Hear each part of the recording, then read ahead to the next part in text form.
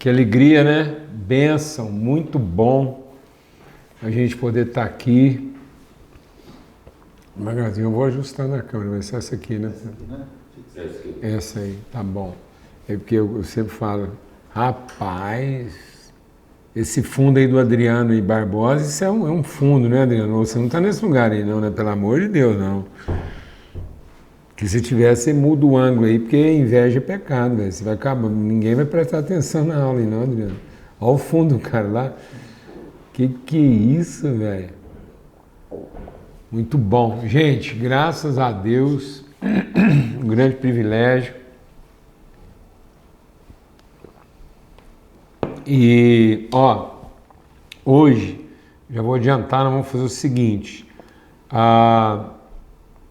Quando a gente abrir para perguntas daqui a pouco, se alguma coisa da semana passada você quiser acrescentar nas suas perguntas aí, não tem problema não, porque ou de qualquer outra aula nossa, porque quando nós estamos tratando de espiritualidade redentiva, então na verdade nós estamos conversando a mesma coisa de várias formas. Então o assunto é o mesmo, é uma conversa prolongada, abordando isso de todas as formas possíveis, né? Então a gente está querendo olhar essa perspectiva redentiva de todos os ângulos, né? De maneira multiforme, as várias formas da gente pensar e ver isso, né? A questão redentiva, até porque é um desafio, como a gente está vendo aqui, é um desafio de forma de pensamento, tá bom?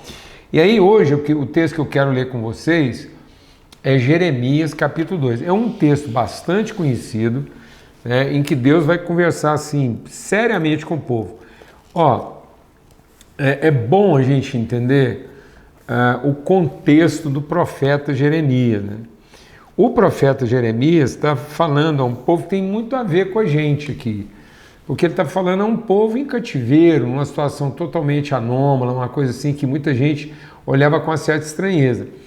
E que a expectativa de futuro estava acabando com a vida das pessoas. Esse era o grande problema lá nos dias de Jeremias. O povo desenvolveu um tipo de religiosidade achando que eles estavam sempre projetando a espiritualidade para eles a nível de futuro. Aí eles não tinham compromisso com a sociedade, eles não tinham compromisso com a vida. Eles ficavam lá rezando o tempo inteiro no templo. Presta atenção na gravidade lá do profeta Jeremias. O Jeremias, ele não profetizava para o povo vir ao culto. Ele profetizava para quem estava vindo. Grave isso. Entendeu? Ele não profetizava na porta do templo para convidar o povo para o culto, para a missa. Ele exortava o espírito de quem estava vindo. Porque o povo pegou toda a espiritualidade e arremeteu isso como se Deus fosse o culpado de resolver. Por isso o povo não tinha envolvimento mais na comunidade. A vida deles ficou toda fragmentada. Tanto que o que Deus falou? Ó, quando vier o livramento, virá. Enquanto isso, construam casas, deem suas filhas em casamento, gerem filhos. E o povo começou a viver uma espiritualidade totalmente religiosa. Então eles não tinham compromisso com a realidade da comunidade, de tornar a cidade habitável. Eles ficaram com a vida segregada, eles criaram uma bolha religiosa dentro da sociedade. E Deus repreendeu isso. Eles criaram um estilo de vida. E aí o Jeremias foi conversar com esse povo. E esse povo era tão duro de ouvir que Jeremias falou, não, o Senhor me deu um serviço impossível de ser cumprido. Esse povo não escuta, não. Agora, quem não escutava? O pagão, o incrédulo? Não, quem não estava escutando é o povo que chamava Deus pelo nome. Esse povo ficou surdo para a orientação de Deus. É um povo que falava tanto, que tinha uma rotina, uma liturgia tão pesada que era incapaz de ouvir o que Deus tinha para falar. A ponto do profeta entrar em depressão. Falou, não, você me deu uma tarefa impossível. E aí aconteceu uma coisa. O Jeremias, presta atenção, o Jeremias acreditava que o povo tinha que se converter a ele, Mateus. Presta atenção no que está acontecendo com a espiritualidade hoje em dia, se não parece com os dias de Jeremias. Aí ele achava que a pregação dele era para converter o povo a ele, não era. Deus falou assim, ó Jeremias, esse povo só vai mudar de vida o dia que você se converter a eles, ao povo. Pensa um negócio desse, rapaz. Não, faz uma leitura agora, você como líder, nome de Deus, escola, o academicismo teológico, se nós não estamos formando líderes hoje que querem a conversão do povo a eles. Mas não são líderes que querem se converter à vida, o que as pessoas estão vivendo. Por isso que o Jeremias chamou Deus de mentiroso. Aí você vai entendendo o que está causando a depressão de muita gente. Por que muitos líderes espirituais estão entrando num processo de uma ansiedade, um futurismo inatingível, um idealismo religioso que não se completa, depois o cara entra numa frustração. E aí a frustração dele, ele vai tirar limpo com quem? Com Deus. O Senhor me enganou, o Senhor me mandou fazer uma coisa que depois não ia funcionar como eu imaginei. Grave. E aí o que Deus devolve? Não, vão viver a vida lá, ué. Vão viver a sua espiritualidade aonde? Na cidade, na sociedade. Comprando e vendendo, casando, vivendo o que todo mundo vive. Tornando a cidade um lugar habitado. E não um culto, um lugar protegido. Amém? E aí o texto começa, a exortação primeira é Deus fazendo uma ponderação. Deus pega o Jeremias e fala assim, fala lá para o povo, quem na história da humanidade fez o que o meu povo fez comigo? E aí ele está aqui, ó, Jeremias capítulo 2, e está dizendo assim, ó, a partir do verso 13.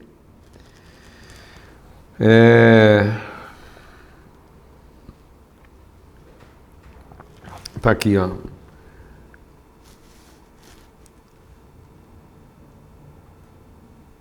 Vamos ler aqui a partir do verso... Vamos ler a partir do verso 10. Atravessem o mar até o litoral de Chipre e vejam. Mandem observadores a Quedar e reparem de perto. E vejam se alguma vez alguma coisa assim aconteceu. Se alguma nação já trocou os seus deuses. E eles nem sequer são deuses. Gente, não tem que parar com esse negócio de achar que o problema da espiritualidade no mundo está com o incrédulo. Essa é uma forma cruel e vil. Isso é de uma crueldade de não querer assumir o fato de que o mundo está mal espiritualmente é por responsabilidade nossa e não por culpa da idolatria humana. Por que Deus não foi falar lá com os idólatras? Por que Deus não foi falar com os idólatras? Pelo contrário, agora Deus pega os idólatras para repreender a gente. Dorme com esse barulho agora. Deus está chamando a idolatria do povo e dizendo assim, sabe, os idólatras são mais coerentes que vocês. Ou ele não está falando isso? Ou não é isso que ele está falando? Na idolatria deles, eles são mais coerentes do que vocês. Porque eles estão lá. Ele está dizendo aqui, ó, alguma nação já trocou os seus deuses, mesmo eles não sendo deuses, mas o meu povo trocou a sua glória por deuses inúteis. Então nós criamos, em nome de Deus, nós estamos criando um tipo de idolatria totalmente o quê? Inútil. E agora presta atenção, que a inutilidade não está na falta de resolutividade. A inutilidade está na falta de propósito. Mesmo sendo resolutivo, não cumpre o propósito, então é inútil. Nada é mais resolutivo do que o capeta. Quem era resolutivo lá? Quem era resolutivo? Quem é um resolvedor lá? Quando Deus quis tratar um problema lá com o Jó, Deus teve um problema para tratar com o Jó lá. Quem que ele chamou lá para conversar? Lúcifer. Ele é resolutivo. Esse é o problema dele. Ele é resolutivo, mas ele não é redentivo. Ele escraviza com a solução que ele apresenta. Engana, corrompe, perturba. Então, e aí ele está dizendo assim, ó, espantem-se diante disso, ó céus, fiquem horrorizados e abismados, diz o Senhor. O meu povo cometeu 2 pecados, 2 crimes. Agora veja quais são os 2 pecados essenciais que o povo de Deus pode cometer. Eles abandonaram a mim, a fonte das águas vivas, e cavaram suas próprias cisternas, cisternas rotas que não retêm água. Acaso Israel, meu povo, é escravo, escravo de nascimento?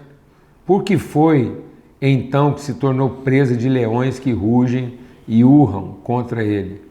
Arrasaram a sua terra, queimaram sua cidade e as deixaram desabitadas. Até mesmo os homens de Mênfis e de Táfnis raparam a sua cabeça. Então o que está acontecendo? Deus está dizendo que a gente fez 2 coisas. Nós deixamos a orientação dele para criar nossa própria solução. Então, são 2 erros no mesmo processo. Então, no mesmo movimento, a gente cometeu 2 erros. A gente abandonou nosso senso de origem e colocou para nós uma meta que, sem a orientação, ela pode resolver, mas ela não cumpre o seu propósito. Então nós deixamos de seguir a orientação de Deus para escolher as nossas próprias soluções. Nós deixamos de cavar um buraco, segundo uma revelação de Deus, para encontrar uma fonte, e fomos cavar o nosso buraco para ali fazer um tanque. No fim, fica parecendo que é a mesma coisa, porque no fundo é um buraco com água no fundo. Só que ele é circunstancial, o outro é permanente. É redentivo, o outro é resolutivo. Ele pode ser que sim, pode ser que não. O outro certamente é. É caracterizado pelo seu movimento. Ele transborda, ele tem um movimento contínuo. O outro é caracterizado pela quantidade de água que ele contém. Por isso que hoje tem uma paranoia, uma loucura, uma insanidade dos caras ficar medindo quantos ml tem o tanque que ele cavou. Precisa explicar melhor ou deu para entender em ml? ml quer dizer mililitros. Então as pessoas hoje elas ficam medindo quantos litros tem o tanque que elas cavaram. Depois elas perdem a noite de sono para ver se não tem nenhuma rachadura nesse tanque por onde essa água pode escapar. Ou precisa ser mais claro. Loucura. Agora por quê? Porque nós não estamos furando buraco? Porque nós estamos usando a pá errada? Porque a atividade está equivocada? Não, se você olhar um cara furando um poço ou ver um cara furando um tanque, você vai achar que os dois estão fazendo a mesma coisa. A metodologia é igual, a ferramenta é igual, a terra suja do mesmo jeito, eles vão ficar suados do mesmo tanto, jornada de trabalho. Você vai olhar e falar, não, eles estão envolvidos na mesma coisa. Não estão, não. Não estão. Um está trabalhando na expectativa do que ele pode encontrar ou não, e o outro está trabalhando a certeza do que foi revelado a ele. Um está trabalhando o oculto, o outro está trabalhando o visível. Um está colocando a fé dele numa coisa que do invisível será revelada. O outro já está fazendo as medidas do visível que ele deseja.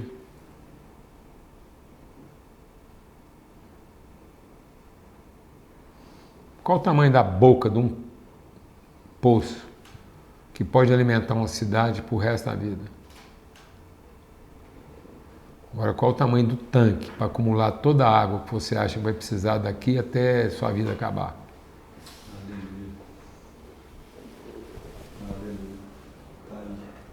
É aí. Por isso que agora os tanques têm que ser grandes, as paredes têm que ser altas, para acumular muita coisa para o futuro. Aí as paredes têm que ser altas, não pode ter nem janela para não vazar ninguém. Não, irmão, na boa, assim, eu estou falando uma coisa porque você não entende, não é porque eu sou contra, não.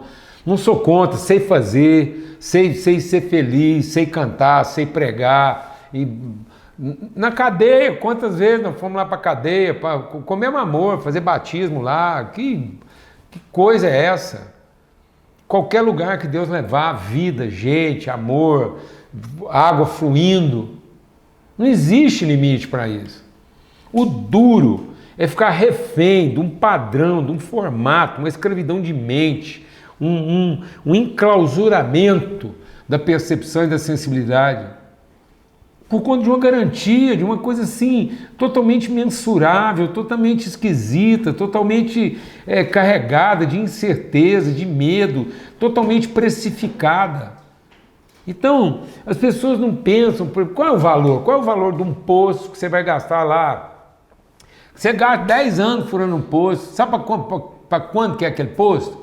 O resto da vida. Tem uma mulher samaritana lá, doida da cabeça, coitada lá, tudo dando errado na vida dela. Aí chega lá, não, eu estou aqui no poço que meu pai Jacó cavou. É isso. É isso, é água jorrando, sempre, para toda a vida. E não é uma coisa que tem que ser mantida à custa de vigília, de patrulhamento, e para cercar, não pode ter... Eu vou falar um negócio, amado. O que seria uma rachadura num poço? Seria mais um lugar para a água poder correr e abençoar outros lugares. Então, um eventual rachadura num poço é mais um lugar onde a água vai irrigar. Uma rachadura num tanque é mais um lugar onde a água será perdida. Vou repetir. Devagar.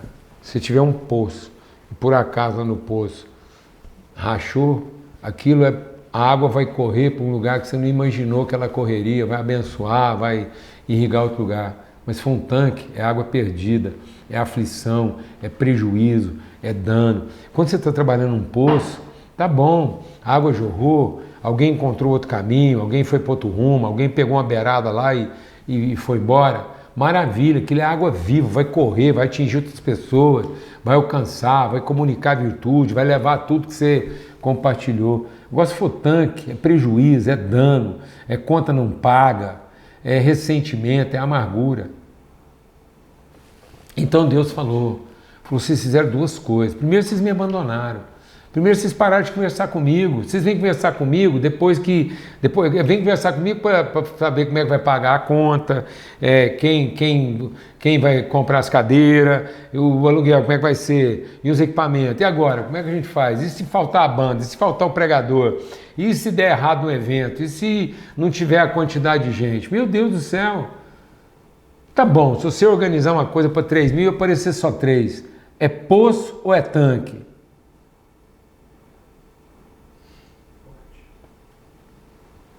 É isso. Nós não estamos percebendo que lá na origem nós estamos abandonando a natureza, a essência.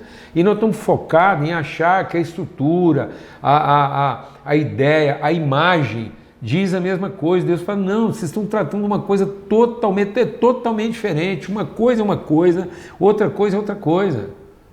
Vocês me abandonaram, então a gente acha que isso é uma conversa simples, que nós estamos discutindo forma, que alguém chega para mim e fala, não, mas você tem... Claro que a gente entende, ninguém aqui está discutindo a forma, é exatamente porque nós não estamos discutindo a forma.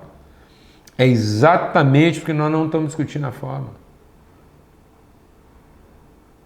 Porque na forma, qual que é a diferença? Qual que é a diferença? É com o tempo que você vai descobrir a diferença. É com o coração, é o que aquilo produz no coração das pessoas, é posse, é medo, é direito, é controle, ou é vida, liberdade, é fluxo, é virtude. É só ver o que está acontecendo, é só ver o que está acontecendo com os líderes desse processo. Eles ficam assombrados, e agora? vai mudar de ministério, vai para não sei aonde, agora, depois que eu investi tanto no fulano e agora ele me abandonou. Que conversa é essa? Que coisa louca, que coisa assim mais fora do evangelho, que medo é esse? Tá bom, eu vou te falar uma coisa, aí você tem que ter medo mesmo, porque se você fez um tanque, se o cara vier tirar uma xicrinha, vai fazer falta.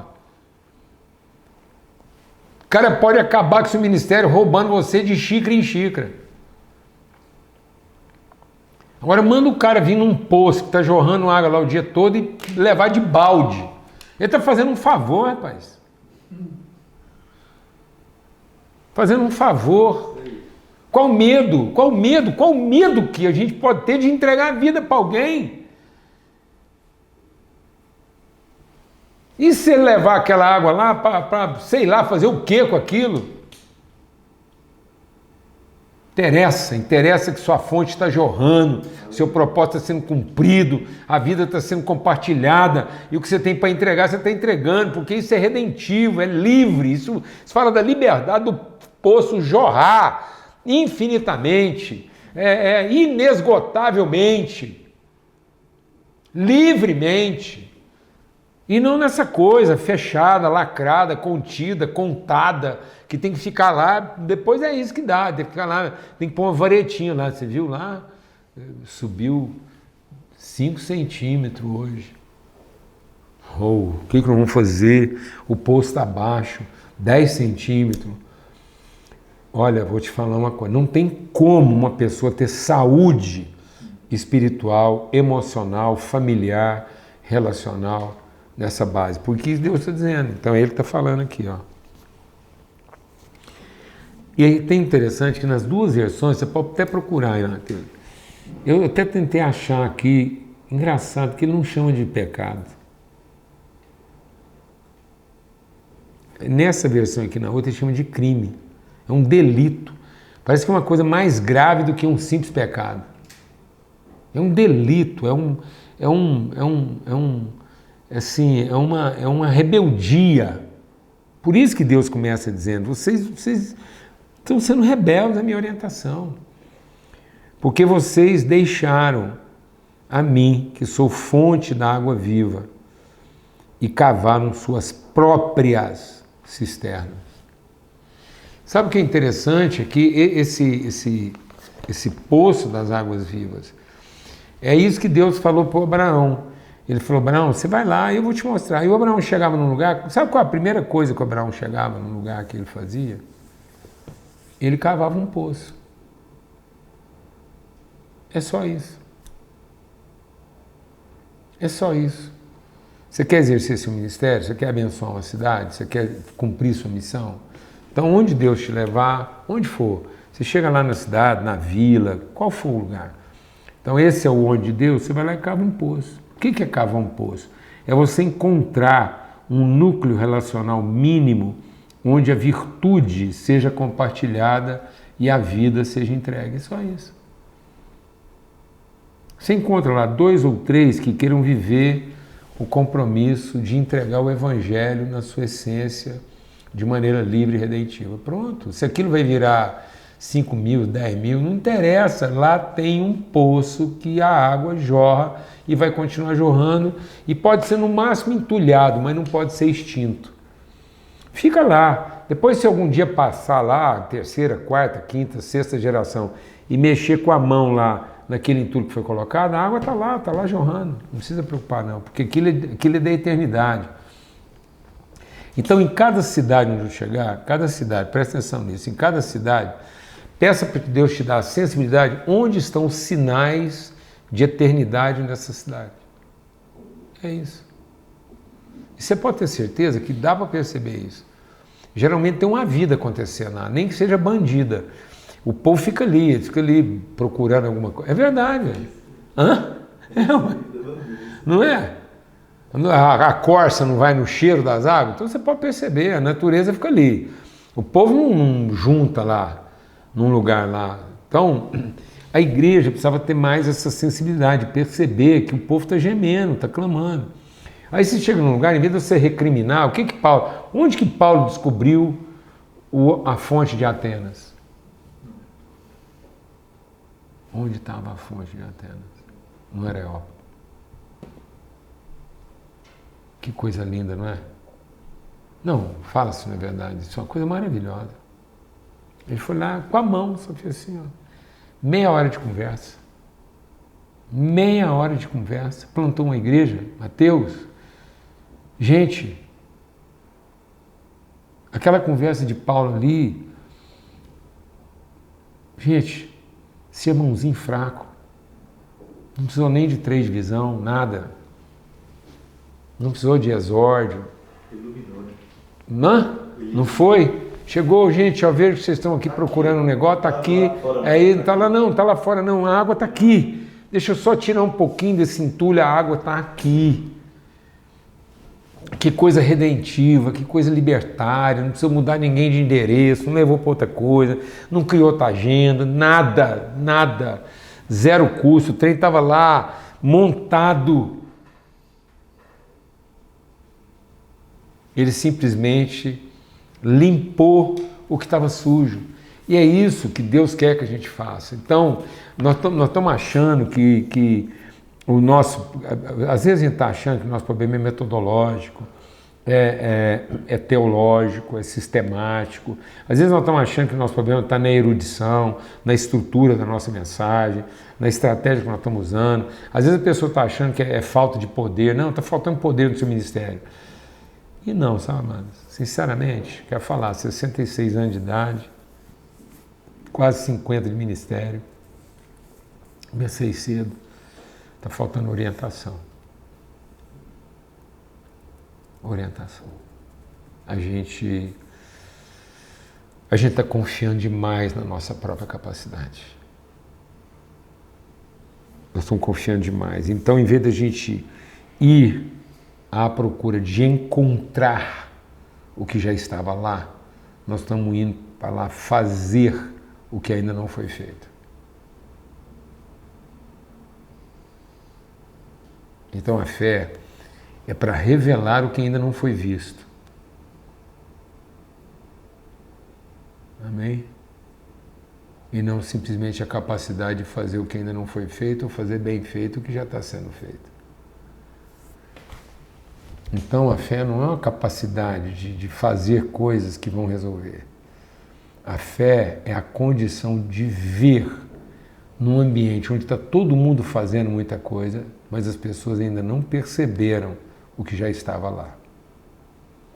Então a fé trabalha no âmbito da revelação e não da competência. A fé é exatamente para você ter a sensibilidade de perceber o que não estava percebido, discernir o que não estava discernido. A fé talvez é só para você ajustar a distância e não a metodologia. A fé não é para você comprar uma broca maior. A fé talvez é só para você fazer um buraco 10 centímetros para o lado. Vou repetir. A fé não é para você comprar uma broca maior que fura mais fundo. A fé é só para talvez você começar a fazer o buraco 15 centímetros de onde seria fazer. E eu vou te falar uma coisa, para quem está furando um poço, isso pode fazer uma diferença gigante. Porque às vezes, por conta de você abrir um buraco meio metro de onde você devia estar furando, você vai cavar pro resto da vida e não vai achar água. Não interessa o tamanho da broca, a potência, o dinheiro que você vai gastar. E talvez a água que você encontra é uma água circunstancial. É uma água de chuva, que ficou lá, é um poço, não é uma água subterrânea, mas não é uma fonte, não é um nascedouro, não é um emanatório, não é um rio subterrâneo. É um tanque submerso. Por isso tem gente que fura lá, e aí aquilo é um tanque submerso, dependendo da estação do ano. Quantas pessoas você já ouviu falar que elas cavaram lá uma cisterna e que a cisterna delas seca, dependendo da época do ano, dependendo do inverno? Você já ouviu falar isso, não é? quantas cisternas secam, porque aquilo não é um poço, aquilo é uma cisterna.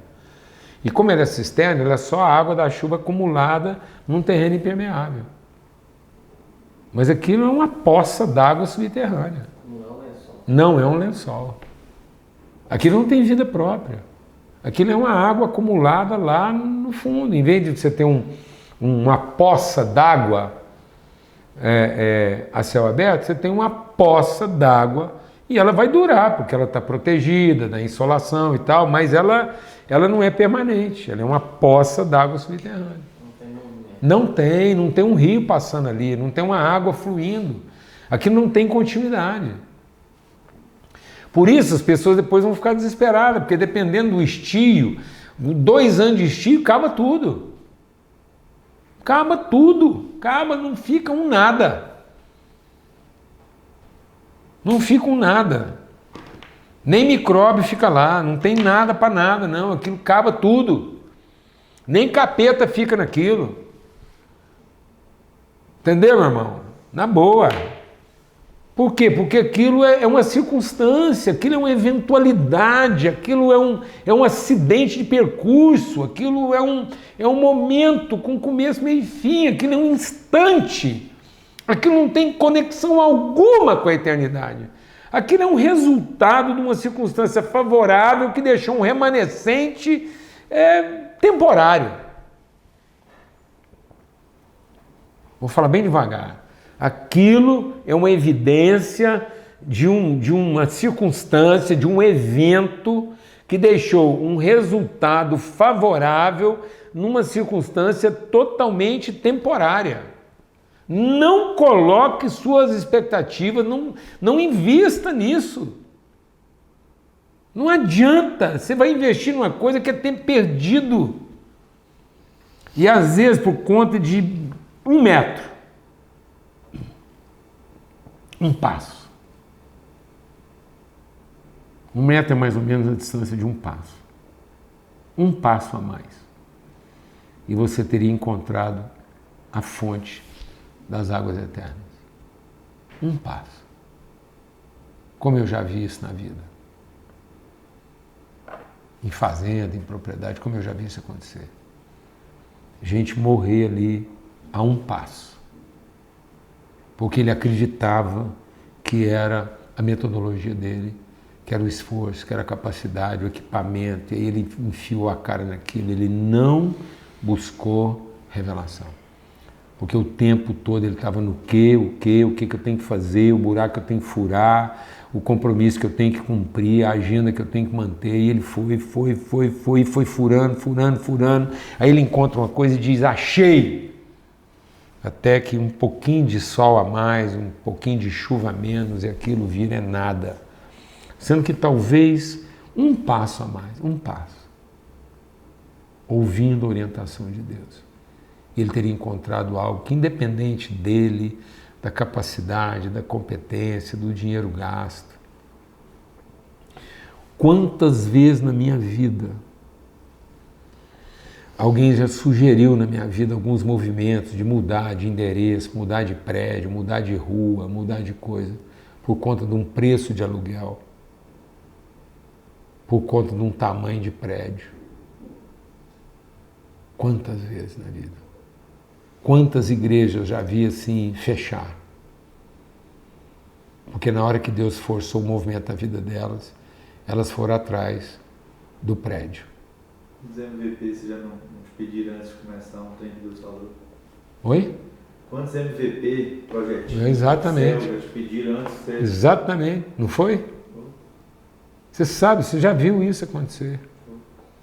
E às vezes fica parecendo... Todo mundo fala, oh, era isso aí, né? Era isso. Difícil, Mateus. E quantas vezes... Às vezes eu chegava para algum liderança e falava, companheiro, faz qualquer movimento no seu ministério, mas não faça. Por causa do valor,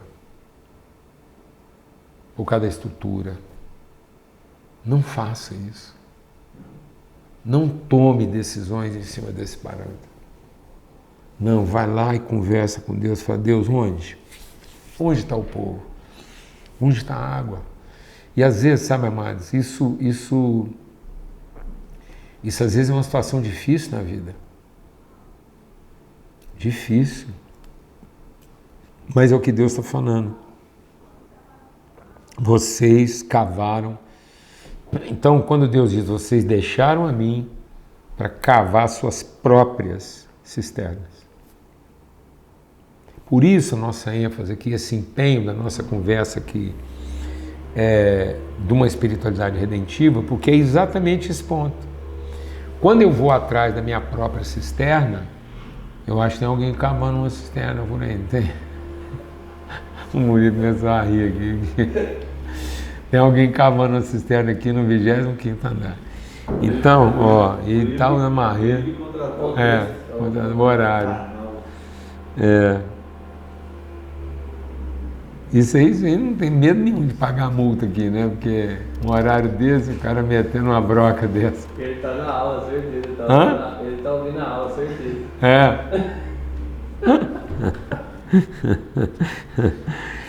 Então, a gente está aqui para falar sobre isso porque é exatamente a diferença. Então, muitas vezes, em nome do resolutivo imediato, em nome de ter o seu problema resolvido, ter a sua ansiedade satisfeita, ter suas perguntas respondidas, a gente se lança logo aquilo que a gente é capaz. Então, num certo sentido, é como se todos tivessem o dom de furar o buraco. Então, beleza. Agora, o dom usado sem orientação pode ser a nossa maior desgraça. Então, quem dera a pessoa não tivesse o dom, ela não teria cavado a cisterna. Mas o que é de lascar? É porque o dom é irrevogável.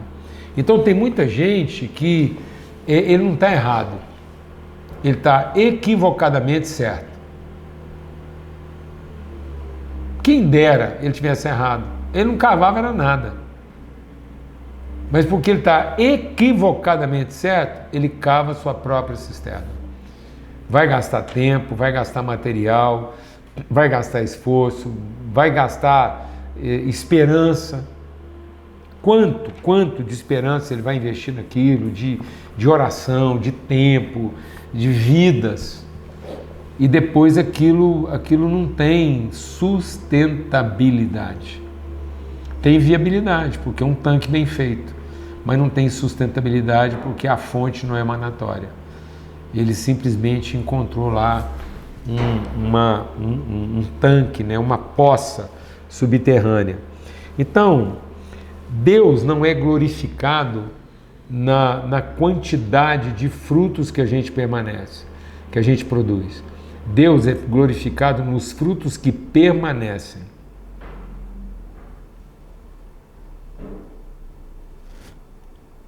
Então, amado, Deus não é fabricante de geleia. Amém? Deus é plantador de videira. Então, assim, o foco de Deus é saber quantas videiras a gente replica a partir do tipo de fruto que a gente produz. E não quanta massa de uva a gente é capaz de acumular no esforço. Então não adianta produzir uma certa quantidade se aquilo que a gente está produzindo não tem caráter, não tem natureza redentiva permanente, se aquilo não leva a um processo de continuidade. Deixa o Espírito de Deus iniciar o coração. Se há no seu coração algum tipo de ansiedade quanto à continuidade do que você está fazendo, para. Porque a ansiedade da continuidade do que eu estou fazendo é um péssimo sinal a respeito daquilo que eu estou fazendo. Porque você pode ter todo tipo de sofrimento. Você tem angústia, sofre, geme, mas não duvide daquilo que Deus te chamou para fazer. Não duvide. Você pode ter dúvidas, sofrer, você pode não saber responder as perguntas, você pode não saber explicar nem para você mesmo algumas coisas. Se alguém pedir razão, o que você está fazendo? Você fala, tem hora que nem eu mesmo sei direito, não. Mas eu tenho uma paz né? Bem-aventurado é o homem que não se condena naquilo que aprova, e seja o Espírito do homem o seu guia. Então, você tem essa paz, sofrendo, angustiado, difícil, trabalheira, mas você está lá na convicção e você não duvida, né, do destino daquilo, porque você tem uma convicção clara de vocação. É a vocação, é o que você foi vocacionado. Então você vai insistir nisso. Não é uma teimosia, não, é uma perseverança. Agora, o que é teimosia? Teimosia você está enchendo uma coisa e ao mesmo tempo alimentando o medo de que aquilo pode dar ruim. E aí você fica teimando numa coisa, não é porque você tem perseverança, é porque você tem medo de não dar certo. Então qual que é a diferença de um teimoso e um perseverante? O perseverante sofre, mas não tem medo. E o teimoso? Teima porque tem medo.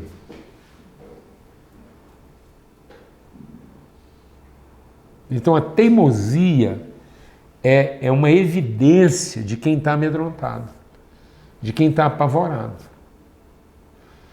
Então a gente não pode ter medo não, rapaz. Haja o que houver, que seja o que for, nós não podemos ter medo assim, vai acontecer um negócio, se eu fizer isso, pode ser que vai tudo a perder. Não, então é melhor que vai tudo a perder logo, para você não ficar perdendo tempo num trem que pode dar tudo a perder, ué. Glória a Deus, irmão. Porque senão é resolutivo, não é o quê? Redentivo. Então hoje a gente está vendo essa situação. Deus quer compartilhar e transmitir uma natureza e não qualificar uma competência. Deus não quer saber se você sabe furar buraco. Onde está escrito isso? Olha que coisa forte. Olha o argumento que Deus vai usar com Jeremias para explicar o que nós estamos conversando aqui hoje. Presta atenção. Jeremias 2,13. E eles cavaram suas próprias cisternas, que não retêm água. Por acaso, Israel, o meu povo, é um escravo? Por acaso, foi para furar buraco que Deus chamou a gente. Vamos lá, nós estamos formando escola de furar buraco. Não tem condição. O cara fica 4 anos lá, aprendendo a furar buraco.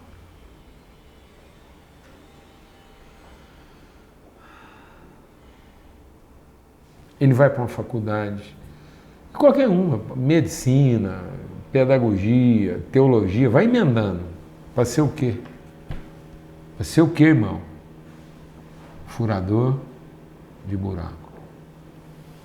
Em vez de ele gastar esse tempo tendo a sensibilidade de olhar para um lugar assim e falar assim, a água está lá. Ó. Não, você está louco, lá é terra seca. Não. Você está vendo um deserto, mas eu estou vendo um rio. Aquele deserto lá vai se tornar um jardim. Mas você olhar para um jardim e pensar que você pode ter lucro lá dentro, que você pode abrir mais uma banca lá, ninguém precisa do Espírito Santo para isso, não, rapaz. Eu estou vendo alguns líderes jovens hoje olhar para o lugar, ver que o trem está funcionando e querer montar uma banquinha do lado lá para ainda roubar a freguesia do outro.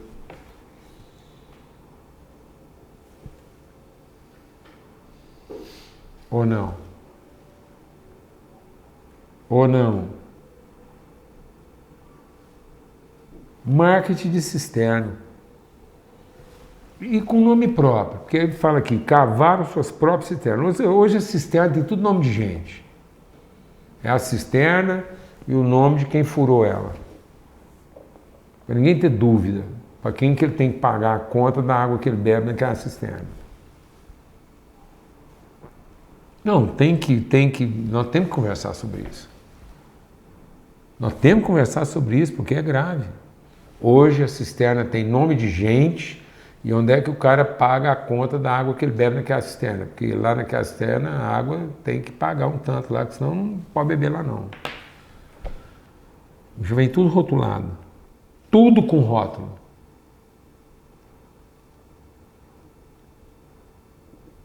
Ostentação. Uma ostentação. Hoje o rótulo da água vale mais do que a água em si. Parece que não é a água que garante o rótulo, é o rótulo que garante a água. Loucura. Aí ele fala, vocês estão cavando suas próprias cisternas. Agora, por acaso, olha onde Deus vai levar a conversa. Onde Deus vai concluir a conversa? Por acaso. Era o serviço? Algum dia foi esse o assunto? Algum dia eu chamei vocês para saber quem aqui é o melhor furador de buraco?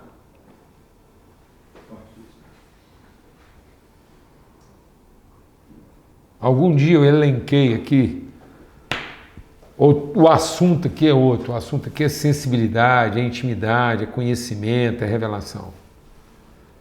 É isso.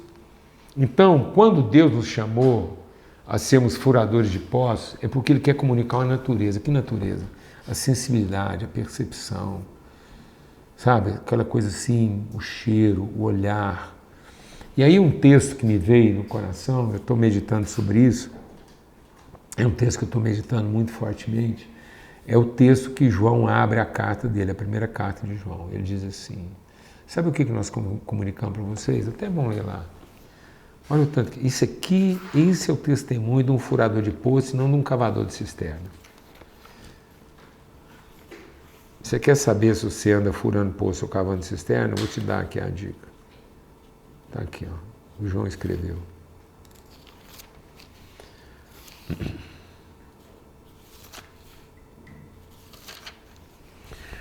O que comunicamos a vocês foi o que nós ouvimos, vimos com os nossos próprios olhos, contemplamos e as nossas mãos apalparam. É isso. Não foi a conclusão que você tirou. Não foi o estudo bíblico que nós fizemos e depois a gente chegou a uma conclusão teológica sobre aquilo. Não. Sabe de que evangelho que o João está falando aqui? Evangelho que tem toque de gente. Sabe de qual Cristo que ele está falando aqui? O que ele viu, o que ele apalpou, o que ele tocou. O evangelho que eu estou entregando para vocês, as nossas mãos apalparam. Os nossos olhos viram. Nós conhecemos, eu estou falando, eu ouvi. Eu não escutei isso no ar, não. Não foi uma mera sintonia, não. Isso foi numa conversa. O evangelho que eu estou entregando para vocês, eu conversei. Eu conversei esse evangelho. Eu cheirei esse evangelho. Eu apalpei esse evangelho. Esse evangelho para mim é um verbo encarnado que habitou entre nós. Esse evangelho não foi fruto de uma sala de aula, de uma tribuna, onde um erudito entregou para mim o que ele entendeu e eu tive que tomar a decisão se eu entendi o mesmo que ele entendeu ou se eu entender outra coisa que eu mesmo queria entender. Não tem nada a ver com isso, não. Tem a ver com uma relação em que você tocou, você apalpou, você abraçou, você carrega uma relação afetiva, você tem uma memória disso. Você bebeu dessa água. Você consegue levar essa pessoa lá nesse lugar. A vida se manifestou. Nós a vimos. Nós vimos a vida. Sabe o que é isso, amado?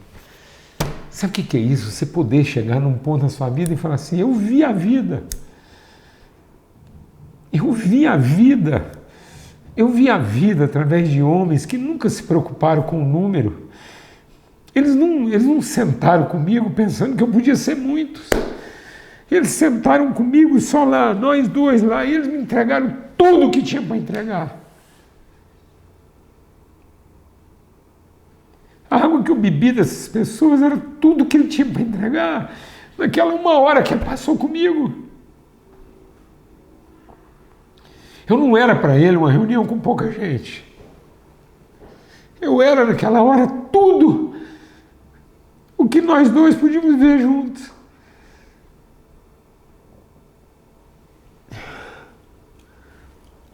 Jesus amado, Deus de misericórdia.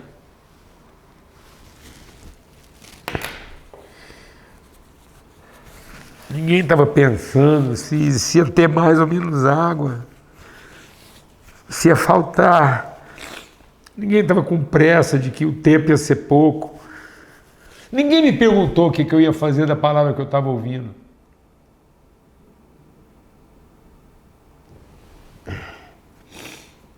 Ninguém me pediu para assinar garantias. Mas tiveram outros. Também conheci outros, que a primeira coisa que eles queriam de mim era ver o meu diploma. Saber quantos livros eu tinha lido. Também encontrei gente assim. E está tudo certo.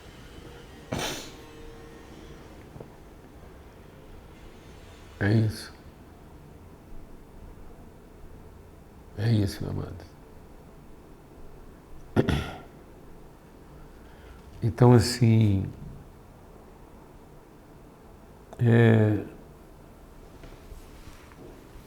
a pergunta de Deus é: e aí? Você é um filho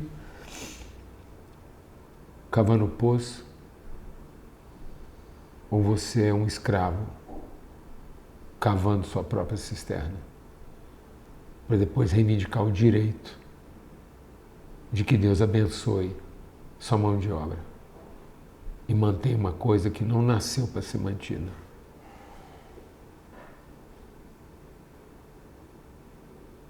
Ela não nasceu para ser mantida. Não tem jeito. Então, ou ele, como pai, está querendo revelar o que está implicado na nossa relação, ou então a gente está trabalhando em alguma outra coisa que nunca foi o plano eterno de Deus para a sua família. Por isso, uma coisa que eu quero compartilhar aqui, quando a gente está caminhando aqui para a conclusão, é que quando a gente entende esse processo, o Abraão gerou uma cultura. E a cultura que Abraão gerou é que ele gerou um filho redentivo. Porque agora o Isaac aprendeu com ele a cavar poços, mas também aprendeu com ele a manter limpos os poços que seu pai tinha cavado.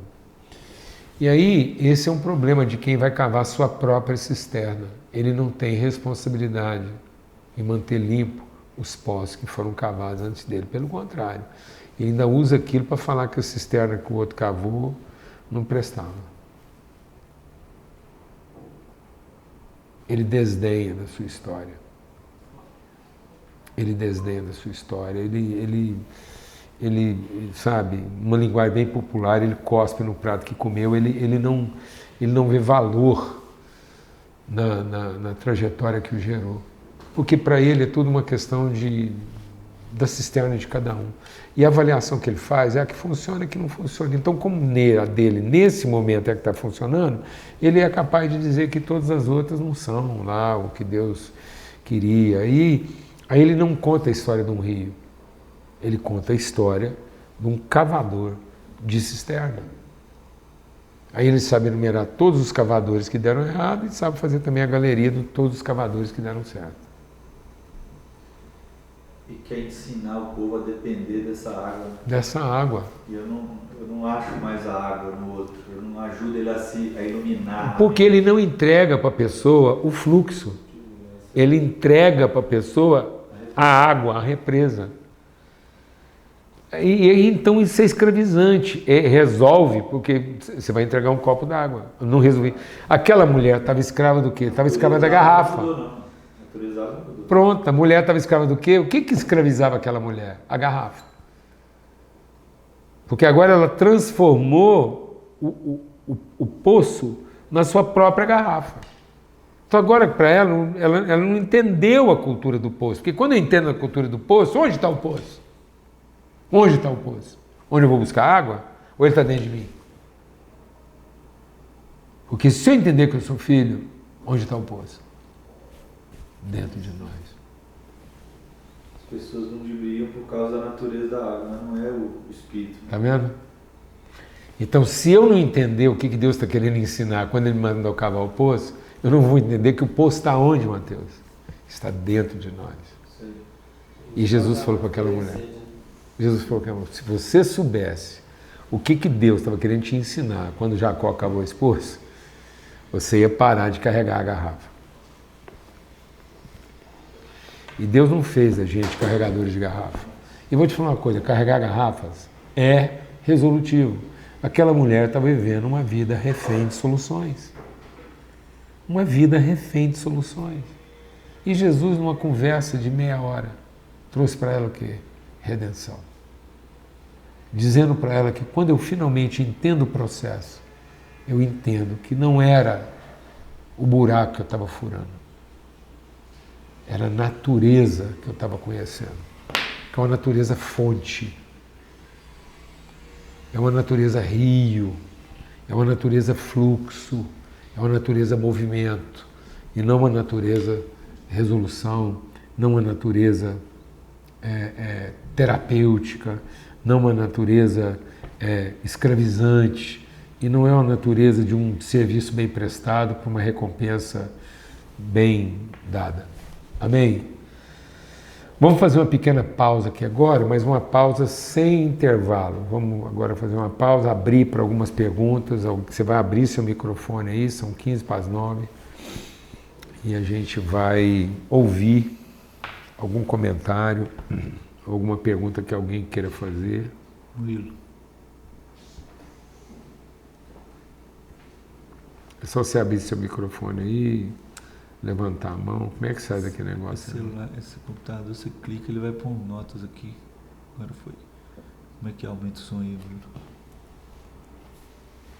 Alguém aí? Olha lá, alguém aqui, ó. José, abre seu microfone, José. Você já levantou a mão aí? José Oliveira. Pode abrir o seu microfone. Abre e pronto. Estamos te ouvindo. Pastor, está me ouvindo? É claro, estamos ouvindo. Inicialmente, deixa eu falar aqui da minha alegria em poder reencontrá-lo, né?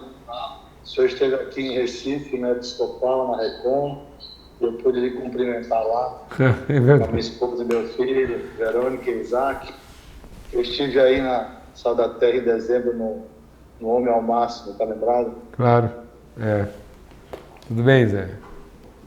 Tudo Você era um dos formandos aqui, o formando recifense aqui, até você edificou muita gente com o seu esforço aqui. Então estava com a minha esposa e meu filho, e nós nos vimos aí novamente na Recom. Mas, pastor, acompanhando aqui, vou fazer uma pergunta, eu já imagino que o senhor pode responder, diante de tantas coisas, tantas revelações preciosas que Deus tem me dado, e o senhor tem partilhado conosco. Fica muito claro para mim, né, dessa lição de hoje, do cavar poços, do cavar as cisternas e furar poços, né? De fato, a gente tem visto que esse cavar cisternas está muito ligado que as igrejas têm pensado em métodos, de resultados, de estrutura, de entretenimento, e que tornam pessoas também rasas na sua essência. E que não tem nada errado, né, José? Vamos entender bem. Porque, às vezes, estruturalmente, o poço vai ter a mesma estrutura da cisterna, a metodologia, ou seja, a mecânica não está errada, está a natureza, né? Aquilo que moveu a pessoa ao que ela está fazendo. Então, aqui não existe nenhuma censura estética, não existe nenhuma censura estrutural, nem metodológica. Pelo contrário, a gente precisa tomar cuidado, porque, às vezes, a gente está querendo fazer juízo disso e não é o caso. Pode continuar. Não, sem dúvida, pastor. E o paralelo disso, né, é exatamente os furadores de poços, né, que é a igreja que trabalha esse prazer na relação, né, no encontro, né, no conteúdo, né, e na proclamação da vida, muito mais do que nessas outras coisas que nós falamos.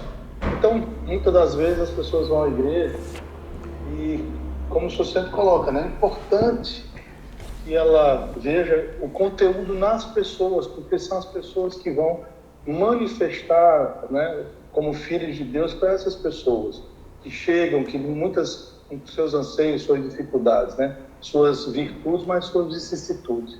Então, pastor, Diante disso, eu faço uma pergunta assim: como é que uma liderança, né, vamos tocar assim mais nesse ponto, porque é quem ensina, é quem está ali para orientar, para guiar. Como é que essa liderança pode ensinar os seus irmãos, não seus escravos, mas seus irmãos, para que se tornem furadores de poços a partir dessa visão, considerando que, lamentavelmente, muitos deles perderam o prazer desse convívio e subjugaram esse prazer pela necessidade das estratégias de crescimento institucional e pessoal, de forma mais egoísta, né? Menos altruísta. Como é, pastor, que a gente pode trabalhar isso desses irmãos, compreendendo que a igreja ela tem que ser muito mais constituída de furadores de poços, né, de pessoas que vão ter profundidade, né? Eu vou responder a sua pergunta com outra pergunta, tá bom? Então, em vez da gente pensar como é que a liderança pode fazer isso, eu vou fazer a seguinte pergunta: como é que o José pode fazer isso? A partir de mim, da minha Pronto. pessoa, sim. Então é isso. Então é isso. Então o que nós mais estamos precisando hoje é de alguém que teve uma. Se alguém teve uma mínima, como é que Jesus foi lá e mudou? Mudou pela mulher samaritana. E olha aquela mulher mais improvável. Então Jesus pega um case totalmente improvável. Mulher está indo para o 6º casamento. É mulher, é samaritana. Ou seja, que a mulher é o errado do errado. Aquela mulher não tinha a menor competência de transformar uma cidade. Ou seja, Jesus pegou o pior indicativo de missionário e qualifica essa mulher em meia hora de conversa. Só porque ele inverteu o pensamento dela. Ela parou de pensar naquilo que ela podia receber e imediatamente começou a pensar no que ela já tinha para entregar. Ponto. É isso, José. Então, cada filho de Deus é a partir de uma mentalidade filho.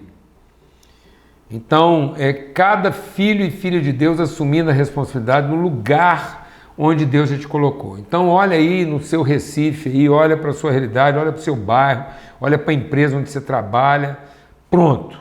E agora você fala: Deus, eu quero sentir o cheiro da água. Eu quero chegar no lugar mais improvável que seja e ter a percepção do cheiro da água. Se eu entrar num banheiro de shopping, eu entrei no banheiro de shopping, eu quero ter a sensibilidade da pessoa que eu vou cruzar lá, o zelador. Eu quero encontrar um poço a ser aberto. E aí isso vai trabalhando no nosso próprio coração. Isso vai devolver um cara diferente para a sua congregação. Entendeu? Porque você vai cruzar lá com a sua mulher samaritana, talvez seja um outro José lá no banheiro, no balcão, servindo café. Entendeu? Aí você encontrou o poço. Vai lá e limpa ele. Começa essa prática na sua vida, nas coisas mais elementares, entendendo que cada pessoa que você cruza não é um pouco de água na sua cisterna, mas é um poço a ser limpo onde ele está. Devolve esse cara para casa como um poço. Também vai lá e com a sua ajuda quebra a jarra que ele carregava. Pronto. E aí nós vamos começar a ver a água correndo onde a gente não imaginava que ia acontecer. E aí isso vai devolver lá para a sua paróquia, para a sua congregação, um frescor. Aí você volta para a sua paróquia com frescor de água corrente. Então o primeiro poço que nós precisamos limpar para transformar ele em água corrente, qual é? É o José. Exatamente. Para que o José pare de ter gosto de água de cisterna.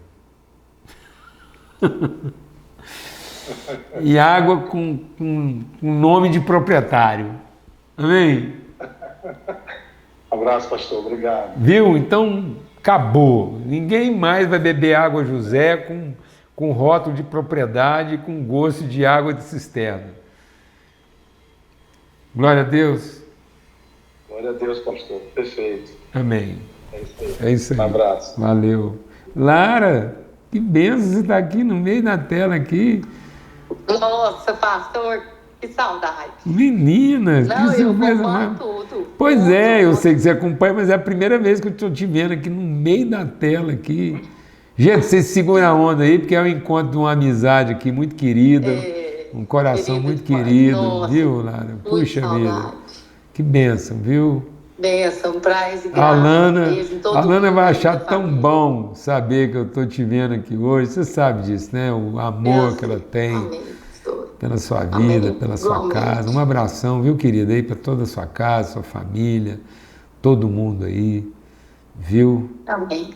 E você, Obrigada. você é isso aí, você é um poço de água corrente, água limpa. Sei que muitas vezes na sua vida, muitas circunstâncias quiseram fazer você pensar que você era uma cisterna, às vezes até mal cavada.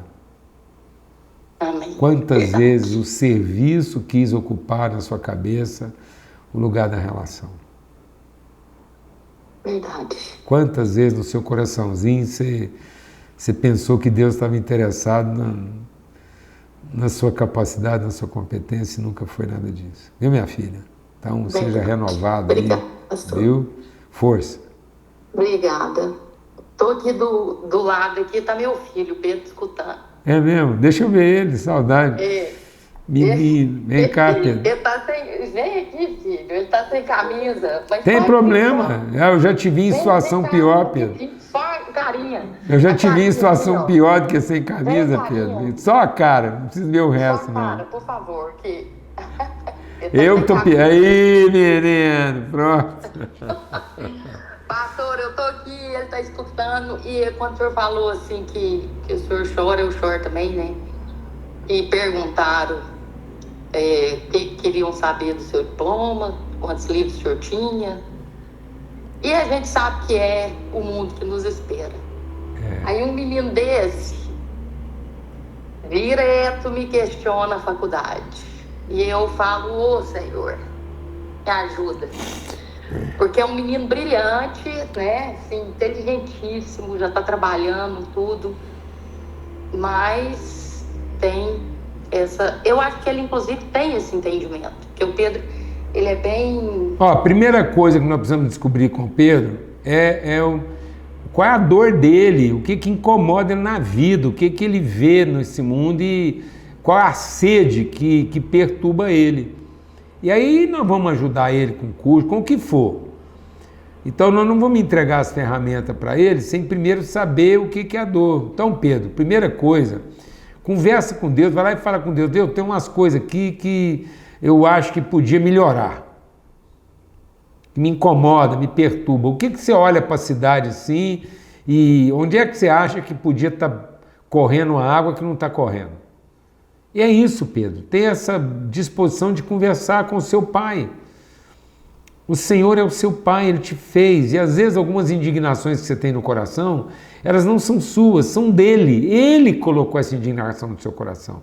Ele que quer que você fique perturbado e vai lá perturbar ele. Fala assim, pai, ó, eu não estou gostando do que eu estou vendo.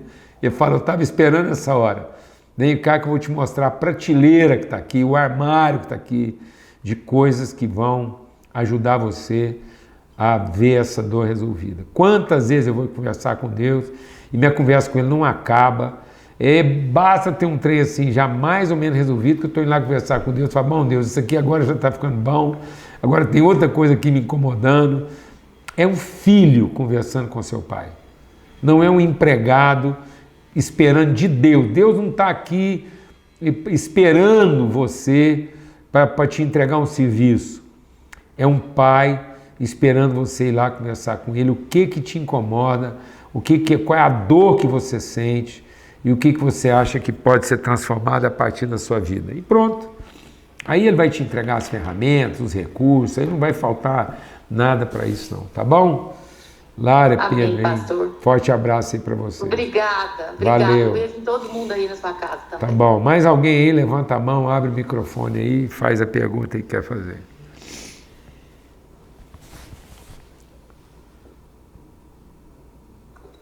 Eu quero falar um pouquinho. Fala aí, Camila, tudo bem?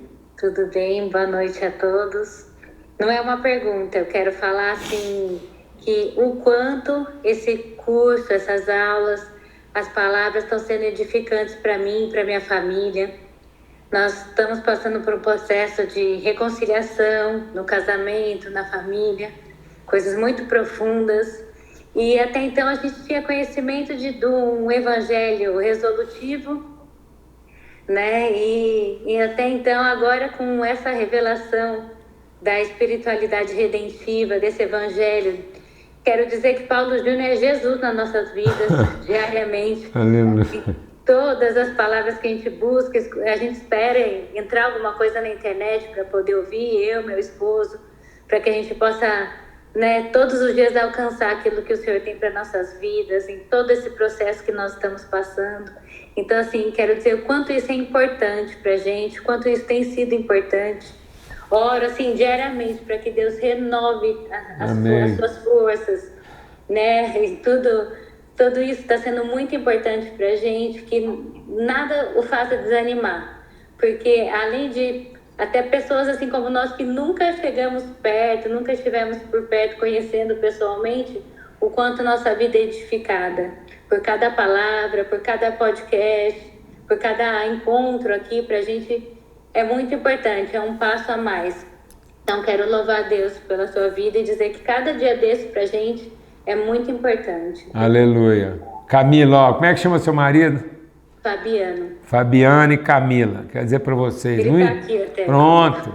É o seguinte, Fabiana e Camila. Não espera gostar para poder amar, não. Aproveita amar enquanto não está gostando, porque amar depois que gostou é interesse, então fica complicado. Então aproveita agora que a chapa está quente e tem muita pergunta aí, às vezes, não respondida, para amar. Amar é uma decisão. Amar é a decisão de ser fiel a um propósito. Amém? E então, não espera o direito de gostar, nem o privilégio de gostar. Não. E aprendam mesmo a amar, entregar. E, sabe, às vezes o poço, em alguns lugares, até compartilhei isso ontem, tem lugar que o poço, assim, tem gosto de enxofre, sabe? Mas a água é boa, ela é pura. Aquele gosto lá que parece que meio que tá podre, não, aquele é remédio. Então, amém? Amém. Tem água que é de passar por cima, porque o efeito dela assim, é para a pele.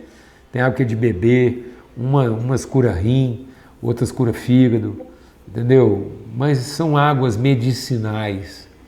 Igarapés. São igarapés, são águas profundas. Às vezes, sabe, tem gente que olha para o Rio Negro, o Adriano falou aí porque ele conhece os igarapés lá. O Rio Negro, é interessante o Rio Negro, porque muita gente acha que a água do Rio Negro é suja, porque ela é da cor de Coca-Cola, assim, ela parece uma Coca-Cola rala. Mas sabe por que ela é daquela cor? É porque ela é o maior manancial de água pura do planeta. E ela tem aquela cor por causa da fermentação das folhas. E a fermentação das folhas confere a ela uma capacidade quase que assim antibiótica. Então, não vai pela cor, não vai pela aparência, não vai pelo gosto, vai pela certeza de onde essa água, de onde ela está brotando. Amém. Amém. É o invisível que ela carrega e não a aparência que ela tem. Então, às vezes a gente vai tomar uma água que no começo a gente não gosta. E não gosta exatamente porque ela não era de gostar. Porque fosse de gostar era cachaça, era uma água ardente. Entendeu? Às vezes a água que a gente gosta é porque ela nos entorpece, ela nos confunde, ela nos distrai. Então, tem gente que fez os seus alambiques, né? Os seus tanques próprios da água que eles gostam de beber exatamente para se sentirem aliviados, né? E não transformados. Então, que Deus guarde a sua vida, sua, do seu esposo aí, bebam dessa água, porque vocês são essa fonte. E sabe, tudo que vocês estão vivendo aí, você e sua casa, se vocês forem fiéis ao processo, naquilo que vocês vão ser consolados, vocês vão consolar outros. Amém. Tá bom? Perfeito. Em nome de Cristo Jesus. Amém. Paz sobre a sua casa aí. Valeu. Bênção. Graças a Deus. pastor. E aí, fala aí, Adriano. Então, a Lina tá ali, minha esposa está aqui deitada ali, que ela está com o ombro dolorido, né? A gente está sempre acompanhando. Ela tá deitada atrás de qual dessas pedras aí, desse coqueiro aí? Ela tá... Bem, aí isso aqui é só um plano. É um Eu plano sei, claro que eu sei. Mas a gente, Deus nos trouxe a um lugar, a gente, há pouco tempo a gente estava falando do Senhor de Aracruz. Eu sei. E a gente veio para cá por causa dos pais dela, o pai dela está com câncer na bexiga, né? E a gente teve que largar tudo lá e vir para cá para, como o senhor diz, ajudar os irmãos e estar junto com os irmãos. E os pais dela estão aqui próximos, em Volta Redonda, a gente veio para cá. E a gente decidiu ficar aqui em Angra, que fica 2 horinhas, lá de Aracruz são 12 horas, então é bem mais distante. E a gente está perto aqui dos pais dela. E esses dias a gente cavou um poço, não sei se eu posso falar assim, a gente estava numa lavanderia em um shopping aqui em Angra, e que não perde nada para esse lugar aí, né, que o senhor está vendo aí atrás nesse plano de fundo aí. E essa família estava vindo, acho que da Argentina, se não estiver enganado, de algum lugar, e eles estavam passeando de viagem, eles são de Goiânia. Falei, nossa... Eu falando com eles sobre a respeito de um poço, de uma água que a gente...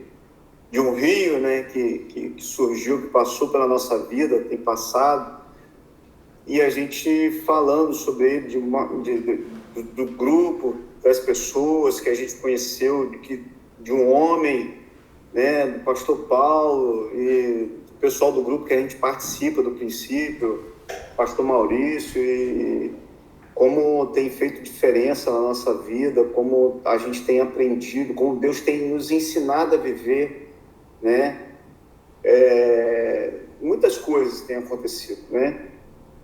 E falando com eles da entrega, a sensibilidade e tantas coisas, e eles ficaram, mas em que lugar de Goiânia? Em que lugar de Goiânia? Eu falei, não, mas tem lá em Goiânia, tem, o pessoal do Sal da Terra, tem um poço lá, tem um rio que está passando lá, e eles ficaram interessados, a gente ficou muito feliz. Glória a Deus. Então, assim... Você tem o contato deles? A gente é muito grato mesmo. Você guardou o contato deles, não? Então, eu acredito que sim. Acredito que coloca a gente em contato com eles aí, viu? Se eles estão aqui por Goiânia, a gente dá uma assistência para eles aqui. Acredito que tenha, mas eu falei com eles. Até quando a gente veio para cá, a gente queria saber se tinha alguém de Sal da Terra aqui, mas... Ó, aproveitando, eu vou aproveitar o assunto que você está tocando aí, aproveitando que nós estamos aqui com quase 100 pessoas aí na roda. Qual que é a sua formação, Adriano? Então, eu trabalho com controle de qualidade, né? Eu sou inspetor de pintura. E a sua esposa? A minha esposa, ela é técnica de segurança e tecnóloga em meio ambiente, né? Então, como é que ela chama? Linda Marques, mas chama de Lindinha, chama ela de Linda, né? Tá bom. Linda e Adriano. Então é o seguinte, você está com quantos anos, Adriano? Estou com 55. Então, queria colocar uma coisa no seu coração aí. Aproveita bem esse tempo aí que você está cuidando do seu sogro e aonde Deus te colocou em Aracruz, porque talvez... Agora a gente está em Angra. Em Angra, você está em Angra, né? Você está em Angra agora, melhor ainda. Porque Angra tem bem o perfil do que eu vou te falar e você vai ter sentido. Vai para a rua amanhã e você vai perceber a quantidade de velhos órfãos em Angra dos Reis. Velhos que estão aí, órfãos. Velhos que estão com medo de morrer e ser achado morto só 3 dias depois. E aí, tudo que você está vivendo com o seu sogro aí, quem sabe não é para você e sua esposa fazer escola, no sentido de vocês adotarem esse povo e essa comunidade, porque nós não temos hoje nenhum desafio, não existe nenhum outro desafio familiar, social, no Brasil e no mundo, maior do que a questão da orfandade dos velhos. Tá bom? Então a gente quer trazer esse assunto, às vezes você reagindo aqui, outros irmãos e irmãs com quem a gente tem que conversar estão reagindo porque sabem disso. Então eu queria colocar esse desafio amanhã, na hora que você acordar, se for na padaria, onde você andar aí por Angra, onde você andar por Angra aí, você vai colocar atenção nisso, porque talvez você está achando que você foi aí por causa do seu sogro, e talvez você esteja aí para abrir um poço aí para uma questão muito mais ampla, de maior complexidade, muito maior abrangência, e que tem a ver, inclusive, com a sua área de atuação. A sua vivência profissional não te deixa, pelo contrário, a sua vivência, né, de qualidade, mão de obra, serviço, reforma, né? Então você tem uma vivência nessa área, a sua esposa também. Então quem sabe isso não pode ser aí redentivo para a vida de muitas famílias que, se não for a ajuda de vocês aí, vão morrer sedentas à beira do poço. Inclusive, assim, como eu falei do Igarapés em Manaus, que eu tive no gasoduto Coari, Manaus, então tive esse privilégio de conhecer o lugar e saber como é. Eu até lembro do senhor uma palavra que o senhor falou, para ter cuidado, né? Ter cuidado com Manaus, que as questões lá, né? Exato. A gente sabe que não é fácil, não é um lugar muito bonito, mas não é um lugar né, de muitos enfrentamentos. Então, assim, e aqui eu tô tendo o privilégio de estar em um projeto, né? Que eu gosto de praticar esporte, já desde cedo, e subir que teve muito problema de violência com relação à questão de facções e tal, agora deu uma acalmada. Então eu estou indo em um projeto, né? Fui convidado por um senhor que é desse projeto, que é de um morro, né? Você tem que subir o morro, que o pessoal até fala, você vai lá, mas não sobe no morro, porque o morro é muito perigoso. Mas quem sabe você não está aí só para fazer a conexão dos mais velhos com os mais jovens, de fazer essa conexão de família, de remontar essa mesa aí com as várias gerações juntas aí, tá bom? Você vê assim, a necessidade, assim... Porque a região que você está aí, a região de Angra, é uma região com muita gente envelhecida que não vai sair daí, que fez a vida aí e que, exatamente, que tem até uma certa condição, mas que os filhos foram embora. Foram embora para poder estudar, trabalhar, então existe um contingente muito grande aí de velhos órfãos na região que você está. Tá bom? Então fica aí essa dica aí, a gente vai voltar a falar mais sobre isso. Amém. Olivar, você também levantou a mão aí, a Rita, não sei quem levantou primeiro. Fala aí. Desculpa, então, bom, eu não sei se é uma pergunta ou se é um desabafo, Paulo, mas, ou as duas coisas ao mesmo tempo. Tá muito difícil, de verdade, viver e encontrar esse lugar que há 7 anos eu venho ouvindo o senhor falar, né? Desde que o senhor começou com Mesa Preparada na pandemia e as escolas de liderança e sal da terra e agora esses cursos, nunca achei que produzir mesas e encontros custariam tão caro para minha família, né? Nós voltamos agora de Moçambique, tem 2 anos fazendo missões lá, e ao retornar para cá, a gente foi quase que desligado do ministério. Missões é uma coisa que parece que fica lá no final da lista, né? Então, quando acontece alguma coisa, primeiro corte que vem para esse lado, vem para o lado das missões.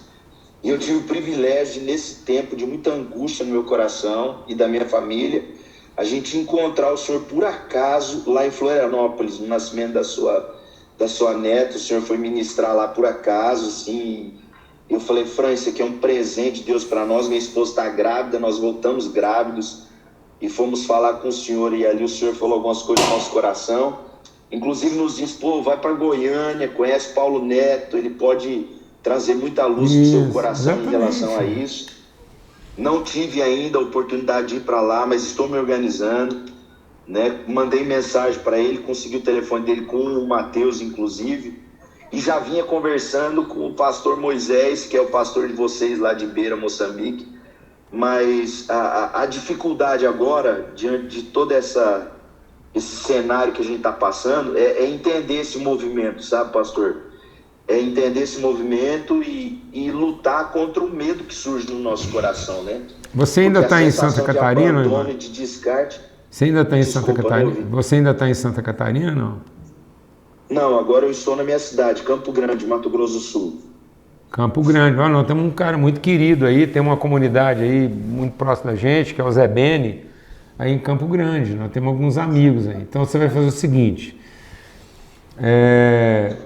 Você tem um contato do Matheus, não tem? Tenho. Então você vai fazer um contato com o Matheus de novo e nós vamos colocar você em contato com o Paulão, da Missão África. Paulão. Da Missão África. Ok. Tá bom? Você não conseguiu falar com ele? Eu até ouvi falar dele. Isso, pronto. Mas nós vamos. Porque é o seguinte. Com Moisés. Isso. Porque é isso mesmo. Entendeu? A gente. Não é porque é poço que não vai dar trabalho, não. Às vezes até vai dar mais. Mas o problema é que no poço o trabalho não é perdido. Às vezes a cisterna dá menos trabalho, mas é um trabalho perdido. O poço dá um pouquinho mais de trabalho, mas é continuado, é pro resto da vida. Seus filhos vão beber dessa água. Então você vai ter paciência aí, e é o que eu estou te falando, às vezes um passo a mais e a gente está cavando o poço e não está de novo tentando consertar a cisterna. Então, nós vamos conversar com o Paulão, nós vamos colocar você em contato com o Zé Beni, entendeu? E aí a gente vai, mas aí nós temos que ter uma agenda, uma rotina, ter uma conversa assim continuada. Tem que ter um pouquinho de esforço, tá bom? Para mim, um privilégio, Paulo. Nossa, tá bom. Eu estou à procura desse lugar mais seguro da Terra aí para poder viver esse tempo. É isso. Valeu. Então você tem um contato do Matheus aí, você vai falar com ele.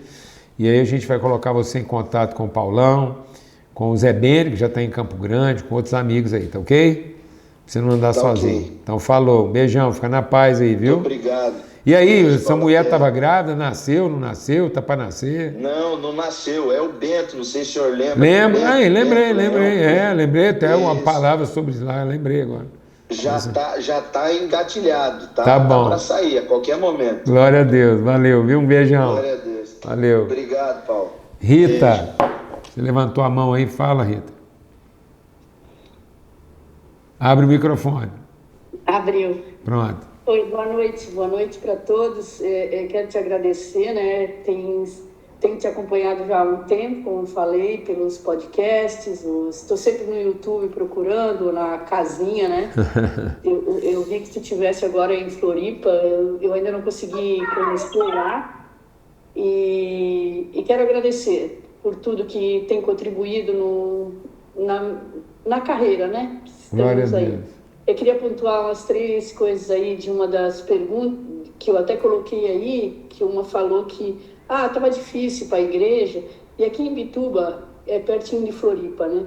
Aqui eu estou indo agora, porque já fui em vários lugares, na Assembleia de Deus, e às vezes aquela forma de culto me incomoda um pouco, mas eu quero ter comunhão. Eu sempre estive dentro da igreja, eu estava até meio desigrejada, né? Porque já estava cansada de tantas coisas, mas aí com essa questão aí da garrafa e do poço, realmente eu vejo, né? Encontrei até umas garotas, eu já disse para ti, eu acho uma das vezes, não sei se te lembras, que eu falei que eu estou me aposentando, eu estou pedindo agora, depois da manhã eu já estou pedindo aposentadoria e tal, e elas falaram assim, Rita, tu devias, cara, tu devia estar falando, porque tu nos ajuda muito e tal, e tu tinha que estar no ministério, você não tem que estar em lugar nenhum, porque só nós conversando, eu passo para você essa questão do poço, isso me confirma, né? Que não tem que estar esperando nada, tem que entregar e deu. Qual que é a sua área de atuação, Rita? Você está aposentando em que área? Eu era professora, já passei em tantas áreas, já fui empresária, já fui professora. Agora eu estou me aposentando na saúde. Eu sou técnica de saúde. E daí... a questão da saúde, na educação eu já mexia muito, na saúde, agora eu tô ele aí, o Adriano, acho, falou algo também importante, eu pontuei 3 coisas aqui, essa questão do poço e da garrafa, que já me respondeu como é bom esse diálogo entre a gente, né? Aí vou ali para a questão do idoso, que até, vendo muitos idosos nesse tempo que eu tive aí na saúde, cada vez mais faço musculação e pedalo e faço tudo, porque eu vejo os idosos ficar parados e acabam não andando mais e tudo mais, né? E agora eu estava pensando até em me mudar para Floripa, uma igreja. Aí a minha mãe agora, com 86 anos, sempre uma mulher forte, vai banco, ela resolve tudo, abateu. E ela tá ficando assim independente, né? Então eu tenho que ir lá no meu trabalho, cozinhar para ela, mandar, tem que tomar banho, hoje tá frio, porque aqui tá bem frio, né? Tem que tomar banho, não quer tomar banho, eu tô achando engraçado isso, que agora reverteu, né? Parece uma filha, né? Ó, então quero falar para você a mesma coisa que eu falei com o Adriano, e você vai entrar aí no nosso Instagram, vai fazer o contato com o Matheus, você vai colocar uma mensagem lá, ele vai devolver isso para você. Nós vamos colocar você em contato com o pessoal aí de Floripa. Esse trabalho que nós estamos fazendo, que é um trabalho amplo, no sentido de trazer uma cultura multigeracional, de uma mesa onde o conteúdo continua sendo compartilhado. Então a sua formação na área pedagógica, a sua formação na área da saúde, tem tudo a ver com o que a gente está conversando, essa proximidade. Eu não abro mão aí da gente continuar essa conversa, tá bom? E a proximidade que você tem, nós vamos te colocar em contato com a Quênia, né? Nós estamos fazendo um trabalho muito interessante de ajudar pessoas idosas a reescrever suas histórias de maneira intencional e se tornarem contadores de casos para que as virtudes possam ser comunicadas, tá bom? Então a gente está aí pertinho de você. Então tudo que você está vivendo com a sua mãe aí, você tratar de uma forma assim intencional, redentiva mesmo. O que você está vivendo é redentivo para a nossa nação, tá bom? Você está num estado de maior concentração de idosos com maior perspectiva de longevidade no país, tá bom? Então a gente está tratando isso de maneira bem intencional, bem objetiva, e aí você vai postar uma mensagenzinha lá e o Matheus vai entrar em contato com você. Bom, ele deve ter o seu contato aí também por causa da escola, pronto, no grupo aí, tá tudo certo, tá ok? Você vai receber a informação da gente aí, tá bom? Tá bom. Graças a Deus. Outro ponto aqui que eu vi tu falando aí com alguém, o Pedro, né? E eu achei interessante que... E serviu para mim até para o meu neto, né? Porque meu neto era autista severo e ele foi curado por Jesus. Ele era surdo, ele tudo. E isso com 3 anos de idade. Ele é extremamente inteligente, extremamente... E ele quer fazer... Ele quer ser juiz. E aí essa questão que tu falou para o menino, eu achei muito interessante, que onde tem dor, eu preciso falar para o Davi, onde tu sente dor. Eu gostei dessa colocação, que é onde eu tenho sentido dor. Isso. Onde eu tenho sentido dor também, no caso para mim, com relação, eu vou morar em Floripa para estar com uma igreja tal, que aqui não tem igreja. Não. A minha missão é a minha mãe. Pronto, é isso aí. Tão lindo isso. Pronto. E assim, nós tínhamos um relacionamento muito difícil e hoje é a mim que Deus tem dado graça e somos 5 filhos e é comigo que Deus quer a coisa, sabe? É muito lindo isso. É com você que Ele quer aprofundar o poço aí para jorrar águas que não se esgotam. Amém. Amém? Aleluia. Glória a Deus. Vou atender mais uma aqui, a Gláucia levantou a mão na frente aí. Gláucia, abre seu microfone. O Luke faz tempo que eu estou vendo a mão dele levantada. Então pronto, então aí, Glaucia, olha, valeu, a gentileza aí. Luke, fala aí, meu irmão, abre seu microfone e fala com a gente. Boa noite para todos, graça e paz. Primeiramente quero agradecer ao pastor por esse tempo, sabe? É a segunda vez que eu estou aqui. Eu recebi, foi uma doação, né, de um rapaz, o Bruno, quero agradecer ele. Ele postou que ia ofertar e eu queria muito fazer esse curso, mas só poderia fazer no próximo ano. E eu falei, eu acho que a única coisa que pode acontecer é eu não ser um sorteado, né? E ele falou que ele iria orar, sabe? E ele ia... Eu queria muito fazer esse curso, sabe? E ele disse que ia orar, eu fiquei ansioso demais, porque nesse dia eu não tinha praticamente nada na minha carteira, eu tinha na minha conta R$6. E ele no outro dia ele falou, você foi o contemplado. E sabe... Pastor, sabe por quê? Porque... só Deus sabe o quanto eu queria, sabe por quê? Há há 3 meses eu me desliguei do ministério onde nós fundamos, eu e minha esposa, onde nós tínhamos um trabalho muito bom com crianças, sabe? A gente atendia mais ou menos 70 crianças, atendíamos no orfanato, fazíamos um trabalho. Nós precisaríamos sair desse lugar, sabe? E eu não tinha para onde ir. E eu procurei 3 pastores que eu tinha como alguém de... E as únicas coisas que eles me ofereceram foi um método, uma forma, um sonho dele, um projeto. Eu falei, não, Senhor, não quero algo que não seja seu. E eu não tinha lugar nenhum para ir. Nenhum, sabe? Nenhum lugar. E eu falei, vou ficar em casa e vou fazer os cultos aqui com a minha família, com a minha esposa, com a minha filha, com o meu filhinho. E aí veio minha irmã, veio minha mãe, veio algumas pessoas. E eles perguntam assim, pastor, eles me perguntam de qual igreja eu sou. Eu falo para eles, fala que você é da igreja de Cristo porque não existe outra. Hoje nós temos 3 meses reunidos na nossa sala, sabe? Nós conseguimos comprar um violão e eu tenho um sonho aqui na minha rua, sabe? Fica as crianças com situação de muita vulnerabilidade social, sabe? Elas não têm, às vezes, banheiro, não tem água encanada. Elas ficam na esquina e eu passo, compro pão, dou para elas. O meu sonho é, no próximo ano, né? Transformar esse lugar, sabe? A partir da minha sala, a partir de... Você está onde, Luke? Isso. Onde você está? Qual a cidade? Onde você está? Qual a cidade que você está? De onde você é, Luke? Eu moro em...